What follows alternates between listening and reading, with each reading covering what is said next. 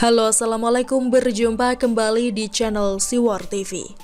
Bersiaplah, PKS mulai gencar golkan RUU Perlindungan Tokoh dan Simbol Agama, ditulis oleh Syardi. Kedatangan PKS ke DPP Gerindra kemarin menyisakan sebuah isu yang menarik.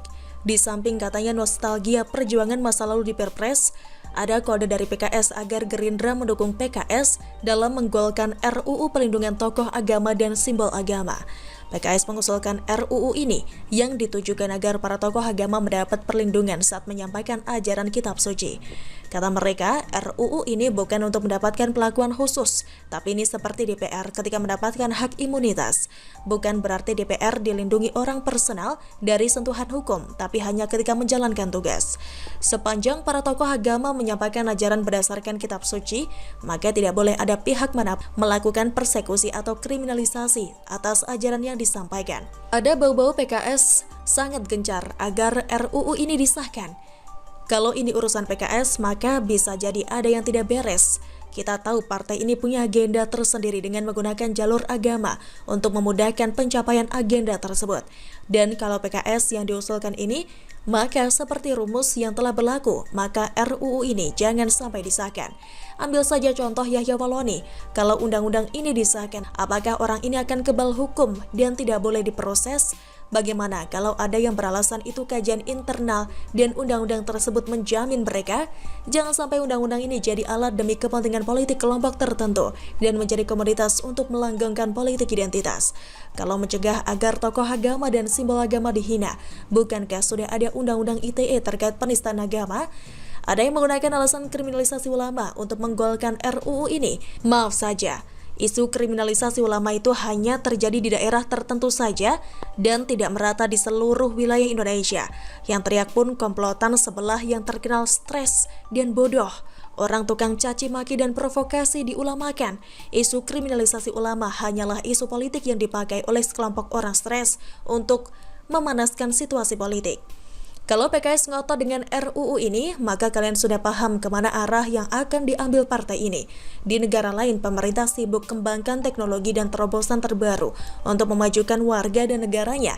Di sini ada kelompok munafik yang menggunakan agama untuk menggolkan agendanya. Melihat sepak terjang PKS selama ini, kalian pasti tahu, jangan-jangan ini adalah undang-undang yang akan menjadi kendaraan mereka untuk meluaskan misinya di negara ini. Mungkin saja undang-undang ini dipakai untuk melindungi tokoh-tokoh yang sepaham dengan mereka untuk mencapai tujuannya. Selama ini tokoh-tokoh agama yang kontroversial tidak bisa berkutik kalau masyarakat sudah protes dan ribut-ribut. Mereka terbentur di situ. Dengan payung hukum yang sah, mereka lebih mulus jalannya. Mereka mungkin bisa jadi gunakan ini untuk melindungi diri. Yang perlu menjadi perhatian khusus adalah tokoh agama seperti apa yang dilindungi, apa tokoh agama yang berilmu, berwawasan, ulama yang sesungguhnya atau mereka yang jadi ulama dadakan. Orang yang tidak berilmu tapi ceramah caci maki dan menghasut dengan penuh kebencian. Kalau mau RUU ini gol, makanya syarat awal harus jelas, tokoh agama seperti apa yang dimaksud. Caranya adalah sertifikasi penceramah dan tokoh agama.